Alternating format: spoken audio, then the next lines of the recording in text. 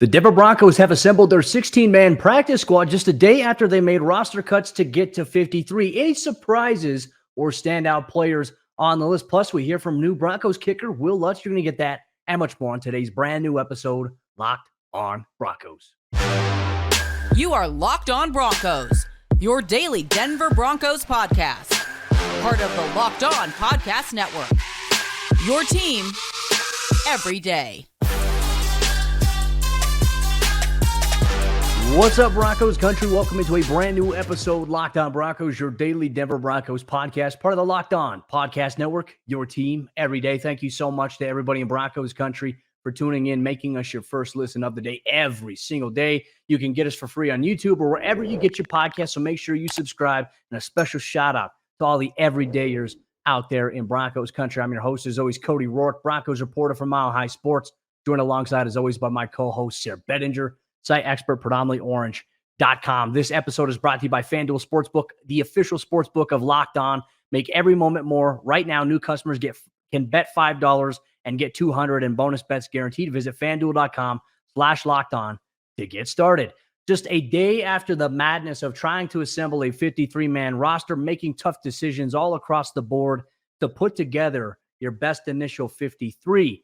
The Broncos have added to their practice squad, and a variety of players who they had cut for the 53-man roster to formulate were able to make their way back here. But, Sayre, there's also some new faces that will be here in Dove Valley, more than likely beginning next week. We didn't see them, a good portion of them, during Wednesday's practice at the Centura Health Training Center, but new faces are coming. I think it's going to be fun to see, Cody. As Sean Payton said, the Broncos will have a 69-man roster essentially for the season, which is obviously very nice, as we know, of course. But a number of players that people will be excited to know are back on the team. I think a lot of fans out there for quarterback Ben DiNucci, right, who, you know, he played a little bit in the preseason, kind of had the offer out there. If it doesn't work out on the field, you can go be a Walmart greeter, like Sean Payton joked with him on the sideline, things like that. But looks like he'll be playing for the Broncos, at least on their practice squad for this year. Tyler Beatty made it through to the practice squad. Matter of fact, before we talk about any more guys on the practice squad, it should be noted, none of the players that the Broncos had put on waivers were claimed by any teams. A couple guys were picked up by other teams on the practice squad, but nobody claimed. So the Broncos had fair game to bring all these guys back. And then I think, Cody, one of the defensive players that everybody's going to be really interested in knowing about, PJ Mustipher. He's back on the practice squad. So a couple of key names getting brought back, but the Broncos did look outside of their own roster for a number of acquisitions for the practice squad, which I think is going to be kind of fascinating to see how it all unfolds here as we get closer to week one. Well, everybody was wondering, okay, hey, Denver's got 4 wide receivers on the 53-man roster. What are they going to do? And obviously we knew Lil Jordan Humphrey was obviously back in the mix here for the Broncos. He's on the practice squad. I saw him at practice on Wednesday at the Centura Health Training Center, but they also added 3 new skill players from outside of Denver. They added Phillip Dorsett, as we know, has played, I think, with Russell Wilson before, has some speed to him. Played for the Houston Texans last year. Sayre had 20 catches. 11 of those catches were chain movers for a first down. So he does have the speed dynamic to him. Coming in from the Houston offense, we'll see maybe how he meshes here. He was not at practice yesterday because obviously you have to formulate some things. He's going to have to fly, do the physical and everything like that. But Dorsett, after spending training camp in the preseason with the Las Vegas Raiders, maybe gives the Broncos some inside intel as to maybe some of the things that they're doing that they do really well. Anything to help right now. And then adding, I think, a New York Giants fan favorite, David Sills V, Sayre. And, you know, a guy who's 6'3" wide receiver, guy can go up and make some plays. Broncos quarterback coach Davis Webb has some familiarity with him, as Sean Payton touched on in his post-practice press conference. So there's that. And then Lucas Kroll, who's a former New Orleans Saint. And I know everyone, we're going to get a ton of comments here on YouTube. We're going to get a ton of commentary. The Denver Saints, essentially. I don't think it's necessarily that big of a deal that Payton has dipped in and has added some Saints players, guys that he knows and trusts, guys that, you know, his staff has worked with before. But you know, is there anything you can shed a little bit more insight here to Broncos Country that's listening about maybe a guy like David Sills V and Lucas Kroll? Yeah, I know for Lucas Kroll specifically, really big time athletic score. The RAS scale, he's over 9 on the RAS scale. So really good athlete there. I think he's 6'6", over 260 pounds. So this is a big dude. Oof.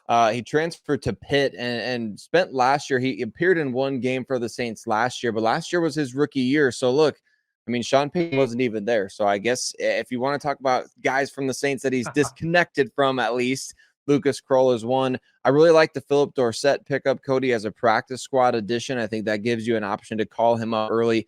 David Sills, very, very fascinating. Remember, there was a couple of West Virginia teams a handful of years ago where they were just seemed like they were scoring at will, and he was part of some really productive offenses there. I think he caught 33 touchdowns in his final 2 seasons after transitioning. He was previously a quarterback. So this is a guy who he really had a great position switch. And it's just, he's like in the MLB, Cody, they call some guys like quadruple A players, right? He's too good for triple A, not quite good enough for the MLB. It kind of feels like David Sills has been hovering in that kind of purgatory area. So maybe an opportunity in Sean Payton's offense can push him over the top. So I kind of like the way the Broncos did this. They kept a lot of wide receivers on the practice squad. Like you just said, only 4 on the active roster, one of which is Jerry Jeudy, who is injured. But you've also got now 4 receivers, including Michael Bandy, on the practice squad. So the Broncos do have options of guys with experience, guys, like Lil Jordan Humphrey and now Michael Bandy, who know the offense. They can come in. And I think there's a chance we could see them kind of do a little Frankenstein at the wide receiver position for at least maybe a week or 2. Well, it's not a bad thing too, because you can bring them up as you talk about game day elevation, which I think that's the plan mainly right now for Lil Jordan Humphrey. We'll see how maybe David Sills fits into that mix, but I think we can expect Denver to come in with a lot of 12 and 13 personnel. For those of you that are wondering, 12 personnel is 1 running back, 2 tight ends, 13 is 1 running back, and 3 tight ends. So something to keep an eye on there. In terms of, you mentioned Jerry Jeudy here, Sayre. Well, I want to provide an update. Saw him at practice, not practicing, right? But he was working on the side field and he was doing some light movement there as he continues to progress from the hamstring injury. So, hey, the fact that he's doing something versus not doing anything at this juncture after pulling his hammy last week, I'd say that's a pretty solid sign, but got to be smart with it. You can't overdo it. Some other players that were on the side field during Wednesday's practice, PJ Locke was also there. Riley Moss, as he continues to ramp up from that core muscle surgery. Damari Mathis was dressed, helmet and jersey, did some stuff on the side field. Same thing with Chris Manhertz, Broncos tight end, and then DeMontre Jacobs was wearing a jersey only, did not do much, did some stuff on the side field, but that was really about it. And I'd say right now as the Broncos prepare for the season, obviously you want to get Jerry Jeudy back, but it seems like they're pretty healthy for the most part, with a couple of guys doing some limited work here. I imagine that status and stuff will change next week and start to get some guys back onto the field here. But Broncos country, as you're listening or watching along here, Locked On Broncos here today. Was there any surprises to you on the Broncos practice squad? Make sure you let us know your thoughts. If there were any surprises, head scratchers, moves that you were happy about, let us know here if you're watching or listening wherever you get your podcast or on YouTube. But our conversation is going to continue here as we do estimate some other roster moves will happen here in the next 24 hours.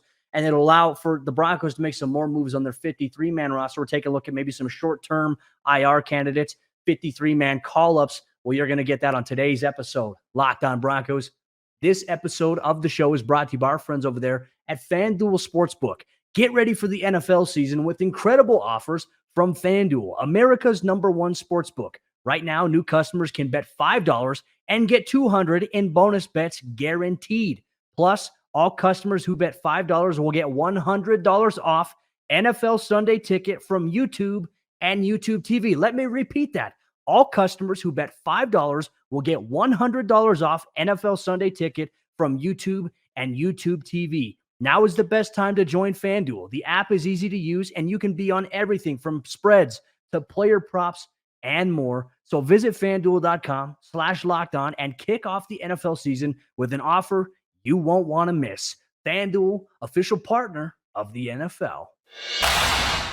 Did the Broncos do any other shuffling of the 53-man roster after the frenzy that was Tuesday and then assembling the practice squad on Wednesday? We're going to talk about all the different potential moves, I guess, as the Broncos have been kind of lingering on some of these moves, Cody, until the last minute, or I guess at least it hasn't been coming public knowledge until the last minute, it feels like. But We'll discuss that and more on today's episode, Locked On Broncos. Before we go any further, however, got to give a huge shout out to all of you listeners of the show, anyone who listens to the show every day, you everydayers out there. Cody and I want to say thank you. Huge mile high salute to every single one of you. We appreciate you listening.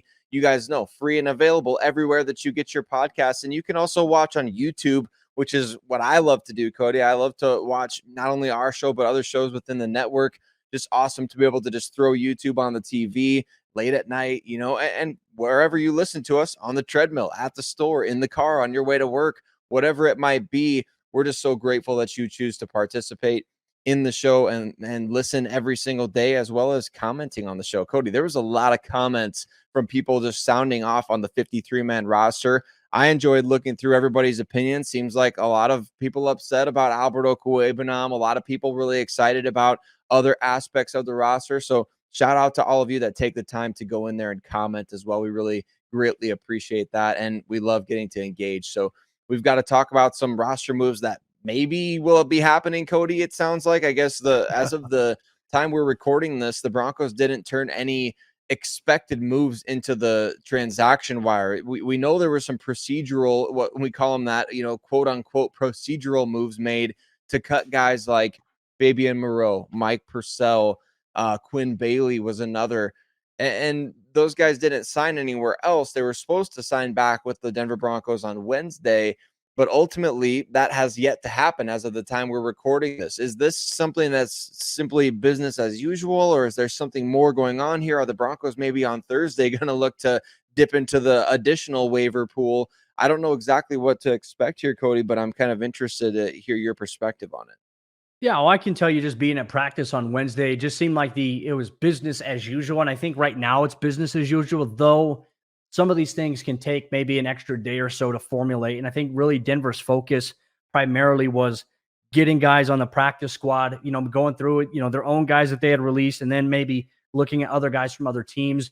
Getting them in the building is the key. But these other moves that we do expect to happen, obviously, I think really hinges on, if you're going to come up to the 53-man roster, well, there has to be some other roster moves that get made. And that's where we talk about players going on short-term injured reserve. As we heard from Broncos GM George Payton on Tuesday, they're expected to place at least 3 players on short-term IR.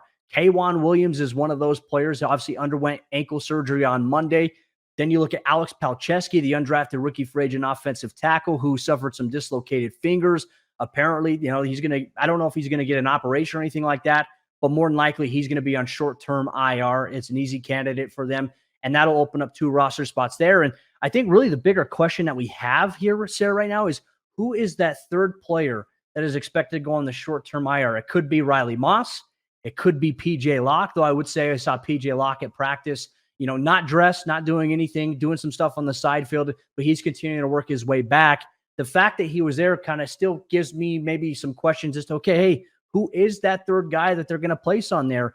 So there is that. No confirmation just yet, but we expect, as the time that we're sitting down talking about it here on the podcast, maybe a move is going to happen after we're done, or maybe a move is going to happen Thursday morning as people are listening or getting ready for the commute to work. But what is expected to happen when those 3 moves make, the expected 3 additions to the 53-man roster are going to be the guys that you mentioned. It's going to be Mike Purcell. It's going to be Quinn Bailey, as Mike Kliss had pointed out for us. And it's also going to be Fabian Moreau, a cornerback. And that adds yet another guy to the Broncos. I mean, what does that make now? There's 7 total cornerbacks as it stands right now. You add Fabian Moreau, there's 8 cornerbacks that you're going to have on your roster there. And something to monitor, I guess. But those are the 3 expected moves that we expect to happen here for Denver once those injured reserve short-term designations get doled out here. So I guess my question will be, does Fabian Moreau come back if Riley Moss is progressing to a point, right? Because K'Waun Williams, obviously he's playing in the slot, and you figure Riley Moss could probably play either a position, inside or outside, although I guess I don't know exactly where he was practicing most of the offseason. He was on the outside primarily.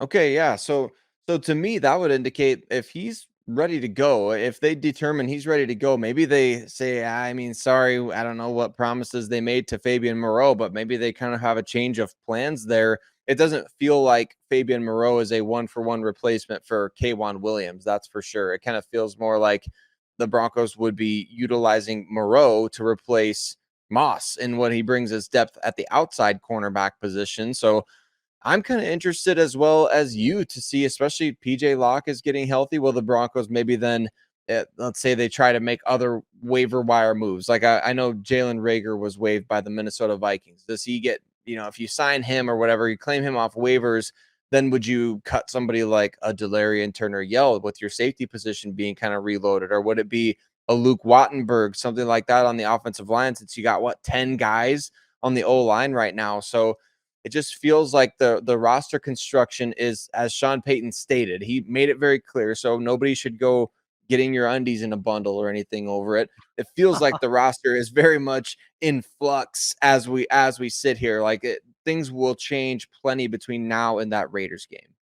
He has promised that too. And look, I would say this, just watching Sean Payton, like Sean Payton has delivered on a majority of things that he said to us in the media. He's telling us why he's doing something. You see it executed in a preseason game. He goes through and says, this is our plan. This is our vision for this player. You see it maybe being formulated out there at practice, and you see maybe why they made a move there initially. So like I said, I believe Sean Payton.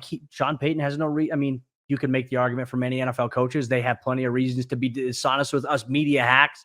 But Sean, I think, has been very fair and pretty open with us in the regard of, what we're told about him before he took the job in Denver. Like, oh, yeah, be prepared for this. It hasn't been that bad under Payton. Like I said, I've actually enjoyed his insight from a coach's perspective and how he shares maybe even the thinking. And that he even talked about it as well. I think when they were trying to assemble the practice squad, he said it was a late night. We were here till 2 a.m., even though we didn't put any waiver claims in there. But we talked about all these players and we tagged them, and it was just an extended, he said it was a really long conversation. I don't feel like a lot of NFL teams and coaches really give you that insight. So like I said, for me and my perspective as a former coach and player, hearing Sean Payton talk about certain things, I truly believe him and when he says it. And I've seen him do the things that he said he's going to do. So that's a nice, I'd say, observation so far here from practice. But yeah, he said, hey, through the first 3 weeks, you're going to see a lot of change on this roster. And I imagine Denver's roster is going to fluctuate a little bit. And maybe it depends on personnel. Maybe it depends on the team that they're playing. Week 1 against the Raiders, I imagine, hey, probably more 12 and 13 personnel, because you got to deal with Max Crosby, Chandler Jones, Tyree Wilson, and hey, apparently from looking at reports, a revamped Raiders defense. So it's going to be very aggressive. They're going to try to attack. How does Sean Payton counteract that? That's one thing I'm really excited to see here for the Broncos, as really Raiders week is approaching. And that's one thing that Sean Payton said here following Wednesday's practices. Hey, today was still a little bit more on, we put some install in on us. We're still doing some Broncos on Broncos stuff. Next week, we'll begin transitioning into Raiders week. And so things are formulating here for Denver as they get ready for the first week of the NFL regular season, which Broncos country, it's not this week, it's next week. And that's going to be jam-packed. It's going to be full of fun here. And what's also going to be full of fun, and we're also going to break it down here, we got to hear from new Broncos kicker Wil Lutz, and we got to hear from offensive tackle Mike McGlinchey on Wednesday following practice. We'll get some insight from them. But also, before we get into that, folks, let me tell you about the Locked On College channel that we have there. If you're a college football fan, college football is back this week, and I'm excited about it. I got to sit in my chair. I got to sit in my bed, whatever. It depends on how I'm feeling. But I got to turn on the TV, and there's college football on. I'm very curious to see what's going on with the CU Buffs as Deion Sanders makes his debut against TCU. How do the Buffs do? Well, there's a Locked On College Football podcast for you if you're a Colorado Buffaloes fan. They have the Locked On Buffaloes podcast, so make sure you go check that out here today. A college football team for you, and for our good friend Sayre Bedinger, we know he's an Iowa Hawkeyes fan. So there's a Locked On Hawkeyes podcast for you as well, Sayre, that you can check out. And you can get that on the Locked On Podcast Network, your team every day. New Broncos kicker Wil Lutz made his debut for the team on Wednesday at practice, donning the number 16 there. How did he look in practice? Plus, he also shared some insight about his journey in the last couple of seasons. Just want to say thank you so much to everybody in Broncos country for tuning in, making us your first listen of the day every single day. You can get this podcast wherever you get your podcast. You can also watch us on YouTube every single day. We appreciate you so much for taking time out of your day to be part of the community that we're building here on Locked On Broncos. Thank you so much, Broncos country. Sayre, we got to hear from Wil Lutz and his introductory press conference, in a sense, following Wednesday's practice. But I wanted to give Broncos fans a little bit of an update as to some of the things we saw from Wil Lutz at practice. And I can tell you this, he has a leg. And he talked about, altitude makes it easier. He just goes and hits his A ball and lets the altitude do the rest there. It's like he's not changing up his game a little bit, but yeah, he can kick it pretty far and with plenty of room to spare. So I think that is something I'm excited to see. And he's got some previous familiarity working and training with Riley Dixon before too. So that chemistry I think will be good for those guys. When you talk about a holder to kicker relationship, that's going to be big here for the Broncos. But here's what Wil Lutz had to say, because I know a lot of Broncos fans had concerns there about the 74.2% field goal percentage last year, a down year for Wil Lutz. Wil Lutz was very honest and open about maybe some of the struggles he was dealing with. Here's what he had to say. Yeah, that was tough. I was a guy who's never had surgery in my life, and I went to 2 and 3 month span. So, mentally more than anything, it was the hardest thing I've gone through, missing a year. And, we had one surgery, thought I was coming back, and the next thing you know, it turns out I'm having a second one. So, the hardest thing is watching someone else do your job. And, that was difficult. I wanted to play. I wanted to be out there. But look, 2022, no excuses. I didn't have a good year, and that's just, that's all on me. It was mentally, I didn't feel like I was in the right space. Kind of felt like a rookie again after missing a year. And I didn't play in front of fans in 2021 because of COVID, and then 2020, no fans. 2021, I didn't play, and so 2022, week 1 was my first time in front of fans in 2 years. So it was very eye-opening. I didn't handle it the right way. And so, I really spent the offseason working on my mentals and kind of getting back to where I was before that. I think it's very good that he pointed out 2 surgeries in 3 months. That, first and foremost, Cody, is going to affect any player at any position, regardless of what it is. But especially for a kicker, when you're not in a rhythm, I really love this analogy, and hopefully I'm not the only one that it resonates with, but I think kickers in the NFL are very much like relief pitchers in Major League Baseball. Some years they're going to have just a dominant ERA, and they're going to be getting, 9 strikeouts per 9 innings or 10 or something like that. And the accuracy for a kicker is just going to be off the charts. And then all of a sudden you're going to wonder, why the heck did this consistently good kicker have a down or bad year? Well, the reason is Cody, oftentimes those guys, relief pitchers, kickers, they get into their head, right? And that's exactly what Wil Lutz just described. He talked about, having no excuses for 2022. He said he felt like a rookie again, said he didn't handle it the right way. And then he goes on to describe things like, not kicking in front of fans. Like, all of those things factor in. It could sound like excuses to some people, but he's saying, I'm not making excuses. I'll give you the reasons for why I struggled. Like, you got to give guys the ability to give reasons why they struggled, and now give him an opportunity to bounce back. So the Broncos are banking on Wil Lutz really bouncing back in a big way. It's a crucial position for this team. A lot of fans very critical that they brought in somebody with a lower field goal percentage than even what Brandon McManus had last year, and what we've determined to be a cuttable season. So I think that it's valid, the criticism, it's valid, the questioning, but at the same time, like you said, Wil Lutz kicking at altitude, it's going to be fascinating to watch. And Cody, side note, I can't remember the last time the Broncos ever had a kicker and punter with double-digit numbers. Anybody in the comments that can tell me when that last happened, you win for the day. Yeah, I can't recall it either. That's actually a great point. I did want to get something out of the way here, just so nobody else can steal it, Sayre. And if somebody else says it, we know that they stole it from us. And Broncos Country, you're free to use this as well. Wil Lutz, when he has a good performance or kicks a game-winning field goal, Broncos Country likes Wil Lutz, and they cannot lie. There we go. Had to get it out there. That's going to be the motto and the mantra. I want to see it on Twitter, but you heard it here first, Locked On Broncos. I'm sure there's some other creative ones that Broncos fans can come up with, but I like the insight. I like the honest reflection, and I think it's also another sense of vulnerability and a sense of showing that, like, hey, this is a sport where people don't care about excuses. But I love the point that you made that, hey, you have to be able to allow people to explain why, right? And some people interpret that in the lens of, well, that's an excuse, but I feel like that's accountability. And we don't hear too much about accountability. I mean, every single week, last week, we heard accountability. It starts with me, but we never saw the accountability factor. So for Wil Lutz to come in, he even mentioned what you brought up in, I think, yesterday's show here, a change of scenery. He's really excited about it. And he said he'd be lying if he didn't think that during the preseason, he didn't have his eye on Denver as a potential destination for him. So I'm excited about it. I think the biggest thing is, hey, if he's making his kicks, making his extra points, Broncos Country is going to be very happy about that. But what Broncos Country should also be happy about, Mike McGlinchey has been making tremendous progress since he suffered a knee sprain a couple of weeks ago. I had a chance to ask him after practice, how did he feel really going against those joint training camp practices with the Rams, because you got more reps in 2 days than you would normally in 1 or 2 games. So here's what he had to say about that experience and about being back. Obviously, it was a little bit of a hiccup early in camp when I had that happen to the knee, but it was great to get back. Our training staff and our rehabilitation staff did an unbelievable job with the program and was able to get back a little bit quicker than expected. And live reps against a different opponent are always incredibly valuable. And those joint practices are a great, test. They're a great way to get your mind on how to compete in a game situation.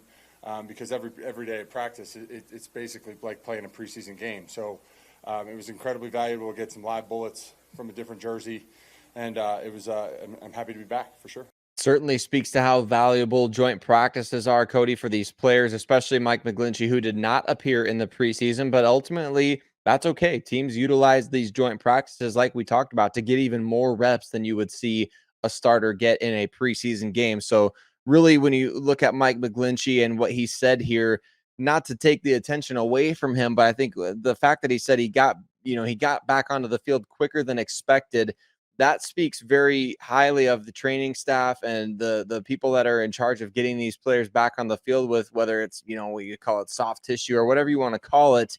Getting back out there on the field quicker than expected kind of indirectly gives me a little bit more hope for Jerry Jeudy for week 1. But I love to hear that with McGlinchey, because look, you said it and we talked about it. It didn't seem like it was the greatest training camp for him. Kind of had a number of penalties out there on the practice field. And obviously there's only so much you can discuss in terms of other things that you saw on the field. But certainly McGlinchey is a veteran presence. I got that vibe from his press conference in a big way.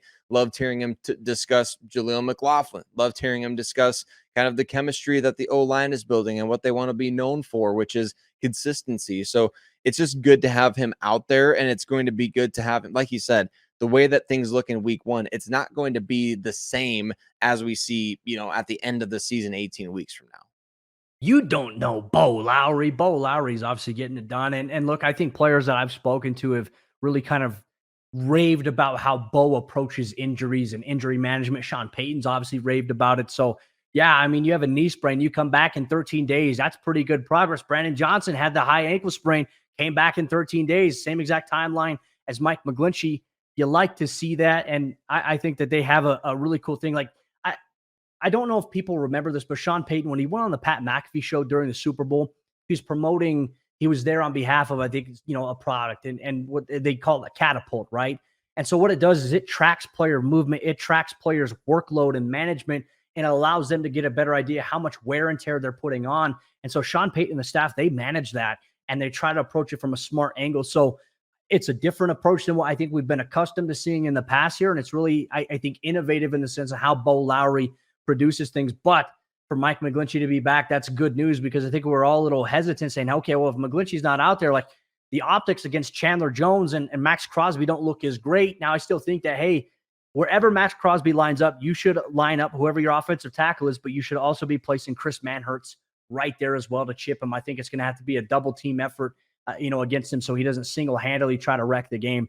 I'm very curious to see what Denver decides to do, but next week begins the prep here for the Las Vegas Raiders. We'll have you updated here on Locked On Broncos in tomorrow's episode with the latest roster moves, news, movement, and some of the storylines that we can get through as we go along here in Broncos Country. Plus, we even react a little bit to maybe some post-48-hour, 72-hour thoughts on the 53-man roster. What was the best positional value? Where are areas that we're concerned? We'll dive deeper into that. You'll get that on tomorrow's brand new episode, Locked On Broncos.